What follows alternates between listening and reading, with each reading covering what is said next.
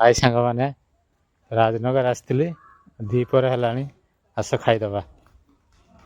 ପୋଲରୁ just ଗୁପ୍ତିଆଡ଼େ ଗଲାବେଳେ ବାଁ ସାଇଡ଼୍ରେ ଗୋଟେ ରେଷ୍ଟୁରାଣ୍ଟ ଦେଖିଲି, ଦ ବାମ୍ବୋ ବାସ୍କେଟ୍। ତ ଏଠି ହିରୋହୋଣ୍ଡା ସୋରୁମ୍ ଥିଲା ଆଗରୁ, ତା ଉପରେ ହୋଟେଲଟି ହେଇଛି ନୂଆ। ତ ସେ ହୋଟେଲକୁ ଆସନ୍ତୁ ଯିବା।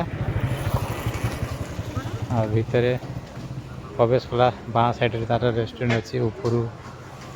ଉପରକୁ ଗଲା ପରେ ଭିୟୁଟା ବହୁତ ବଢ଼ିଆ ଲାଗିଲା, ତ ମୁଁ କ୍ୟାମେରା କରିନେଲି। ବାଁ ସାଇଡ଼୍ରେ ତାଙ୍କ ରୋଷେଇଶାଳ, ଆଉ ଭିତରେ ବହୁତ ସୁନ୍ଦର ଲାଗିଲା। ବାଉଁଶର ଚେୟାର ପଡ଼ିଛି, ଟେବୁଲ ବି ବାଉଁଶରେ ପଡ଼ିଛି। ତ ହାତ ଏବେ ଧୋଇବା, ହାତ ଦେଇକି ବସିଯିବା ଖାଇବା ପାଇଁ। ତ ଦ୍ୱିପହର ହେଲାଣି, ବି ଭୋକ ହେଲାଣି। ତ ମୁଁ ପୁରା ଲାଷ୍ଟରେ ମଝିଆମଝି ଚେୟାରରେ ଯାଇ ବସିବି। ତ ବସିଗଲି ଏବେ ଚେୟାରରେ। ବସିଲା ପରେ ଆଉ ପୁଅ ଆସିଥିଲା, ତାଙ୍କ ଲିଷ୍ଟ କାଢ଼ି ଦେଖିଲି। ତ ମୁଁ ତ ବିରିୟାନୀ ଖାଇବି, ତ ବିରିୟାନୀ ଅର୍ଡ଼ର କଲି।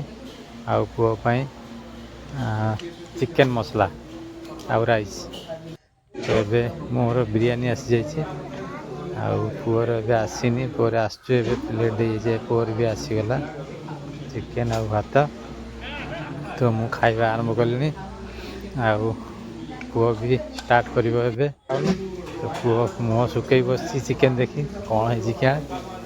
ତ ଖାଇବା ଆରମ୍ଭ କରିବା ଏବେ।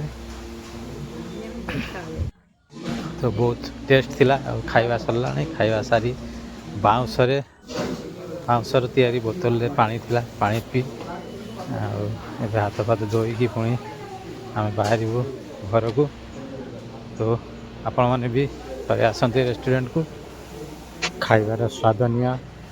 ଆଉ ଭିଡ଼ିଓଟି କେମିତି ଲାଗିଲା ନିଶ୍ଚୟ ଜଣାଇବେ। ଲାଇକ୍ କରନ୍ତୁ, ସେୟାର କରନ୍ତୁ, ଚ୍ୟାନେଲଟିକୁ ସବସ୍କ୍ରାଇବ୍ କରନ୍ତୁ। Thank you.